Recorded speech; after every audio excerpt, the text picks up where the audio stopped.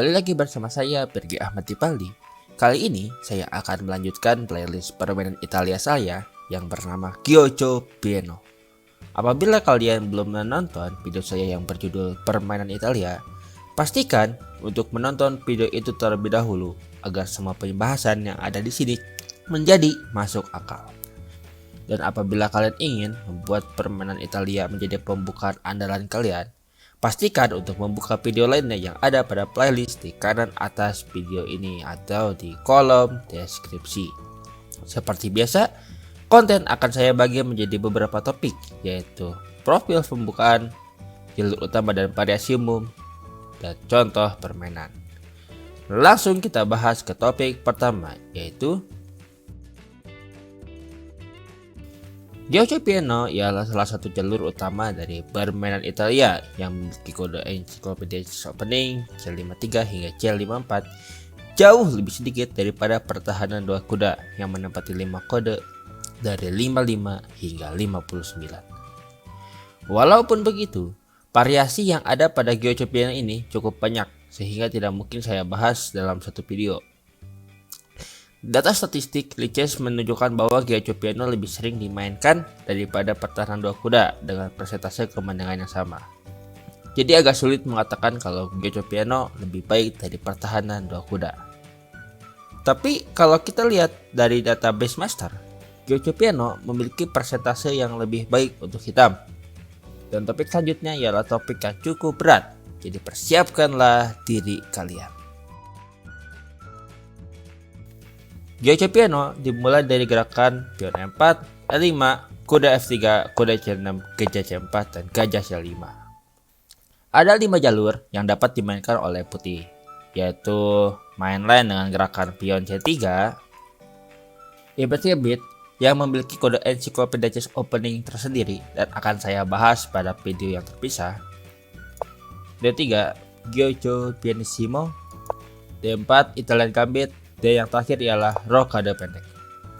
Gerakan C3 ialah gerakan yang mempersiapkan pion D4 untuk menyerang pion dan gajah di C5. Dengan menempatkan pion di C3, membuat kuda B1 menjadi tidak dapat bergerak, dan hal ini dapat dimanfaatkan hitam dengan memainkan kuda F6. Dan dari sini putih dapat menjawab dengan gerakan pion D4. Mengabaikan serangan kuda hitam dan memaksa hitam untuk memakan pion kita. Memundurkan gajah bukanlah opsi untuk hitam karena kita dapat memakan pion hitam. Dan apabila hitam memakan pion kita yang berada di E4, kita dapat memainkan menteri D5, menyerang kuda dan ancaman skakmat secara bersamaan. Mencoba melindungi kuda dan pion secara bersamaan dengan kuda G5 bukanlah opsi yang baik karena kita dapat makan kudanya secara mudah. Dan opsi terbaik bagi hitam dalam posisi ini ialah memakan pion dengan gajah dan memaksa raja kita untuk bergerak. Tetapi bagaimanapun juga kita mendapatkan sebuah perwira. Setelah rokade pendek dan menteri kali E4, kita memiliki 4 perwira, yaitu gajah C4, gajah C1, kuda F3, menteri E4, dan bahkan pion E5 yang ditotalkan menjadi 5 pasukan yang siap menyerang raja hitam. Dengan pertahanan hitam hanyalah menteri, benteng, dan pion yang bahkan kita tidak dapat sebut sebagai pertahanan. Dengan begitu, rencana kita selanjutnya ialah menyerang raja lawan sebelum raja kita yang terekspos di tengah-tengah papan ini diserang oleh lawan. Kenapa saya menjelaskan hal ini dengan panjang lebar? Karena catur itu dipenuhi oleh konsep berpikir dan bukan hanya sekedar hafalan. Yang terjadi ketika saya mengajarkan, kalau hitam ke situ, putih harus ke sini. Kalau hitam ke sini, putih harus ke situ. Ialah apabila musuh keluar sedikit dari jalur, orang-orang tidak tahu apa yang harus dilakukan selanjutnya dan malah menjadi kalah di mana seharusnya dialah yang menang. Dan ujung-ujungnya menyalahkan saya yang mengajarkan pembukaan atau jebakan yang jelek. Maaf jadi curhat. Oke, jadi intinya ialah setelah hitam mengkaburkan gajahnya, kita dapat menyerang dengan menggunakan kuda G5 dengan ancaman skakmat, dan hitam pun terpaksa memainkan G6. Dan malah gerakan ini membuat petak gelapnya menjadi terbuka. Putih harus mengamankan petak F6 dengan memainkan benteng F1. Dan setelah kesalahan hitam yaitu kuda makan E5, kita dapat secara simpel makan kudanya. Karena apabila hitam mencoba melakukan skak menteri dengan benteng E8, kita dapat memainkan gerakan super yaitu gajah kali F7 skak dan kuda H7 skak mat. Jadi intinya ialah hitam tidak dapat membundukkan gajahnya karena akan rugi satu pion atau satu perwira apabila hitam mencoba untuk memakan pion di M4.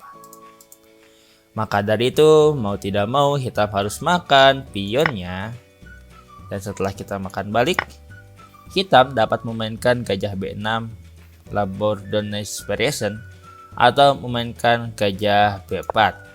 Dan setelah kita memainkan kuda C3, hitam dapat memakan pion E4 kita dengan kuda dan mengancam kuda kita.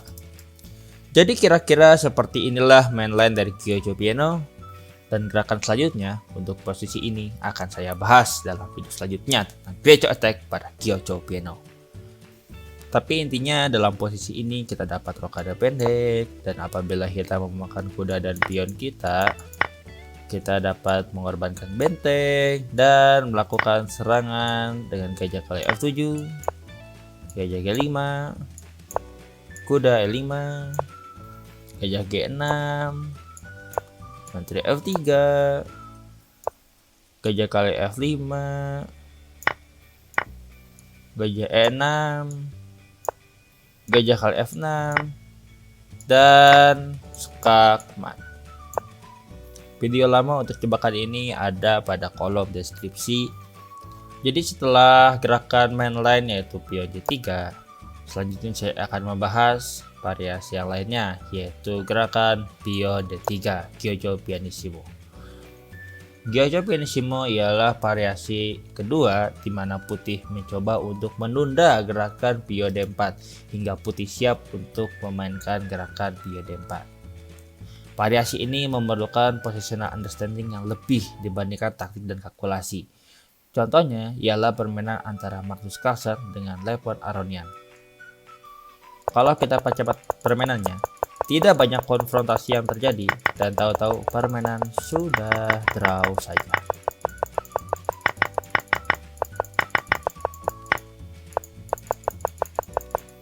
Untuk VGN saya sudah upload pada kolom deskripsi.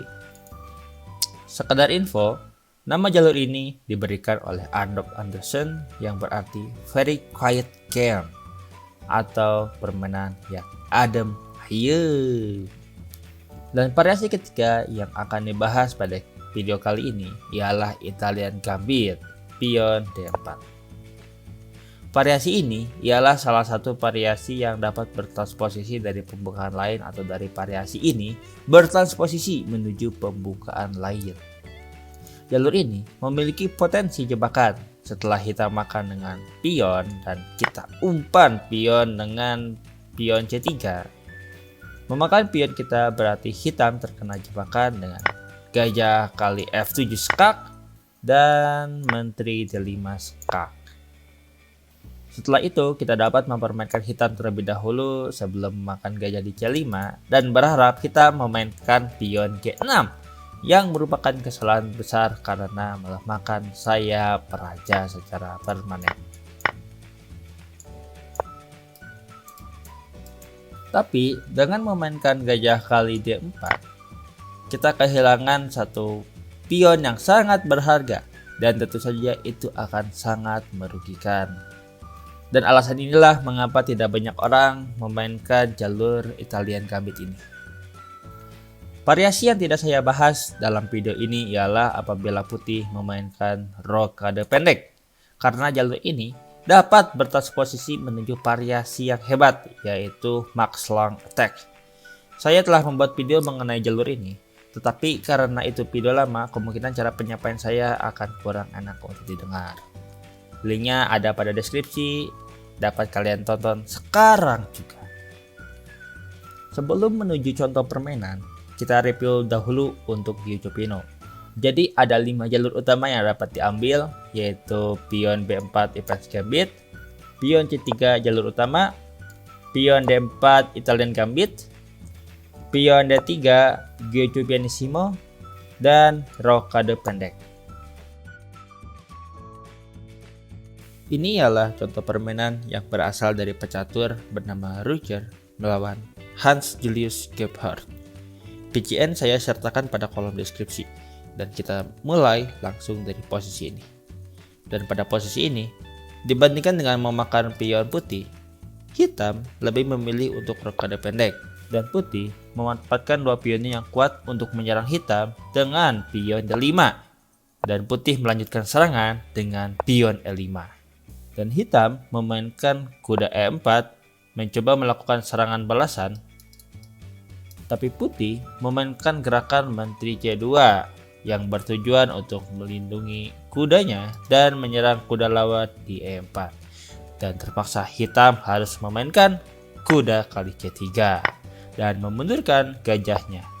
Ternyata serangan putih masih berlanjut dengan gerakan kuda G5, dan tentu saja hitam akan bertahan dengan gerakan kuda G6, dan setelah gerakan pion H4 mencoba menyerang kuda, hitam memainkan pion H6 menyerang balik kuda putih, dan putih memainkan sebuah gerakan super, yaitu gerakan pion D6. Gerakan ini ialah gerakan yang hebat karena pion F7 menjadi terpaku, yang berarti kuda di G6 menjadi terancam. Dan setelah pion kali G5, pion kali G5, dan benteng E8, putih memainkan menteri kali G6. Dan mau bagaimanapun juga, kuda yang berada di G6 akan lenyap. Dan setelah benteng kali E5 skak, raja F1, dan hitam pun menyerah. Alasan hitam menyerah ialah karena sangat jelas bahwa putih mengancam skakmat di F7. Dan apabila hitam mencoba melindungi petak tersebut dengan semisal menteri E8, putih masih memiliki alternatif lain dengan memainkan menteri H7 skak, raja F8, dan menteri H8 skakmat. Jadi apa hikmah dari permainan ini? Yang pertama ialah putih mendemonstrasikan bagaimana caranya untuk menyerang dengan menggunakan pion pusatnya. Dan ketika petak pusat sudah diambil alih, maka selanjutnya serangan terhadap raja lawan pun menjadi mudah. Apabila kalian ingin bertanya atau request, silakan untuk kontak saya pada nomor WA berikut. Dan jangan lupa untuk subscribe, like, dan nyalakan notifikasi untuk konten catur berikutnya. Sampai jumpa.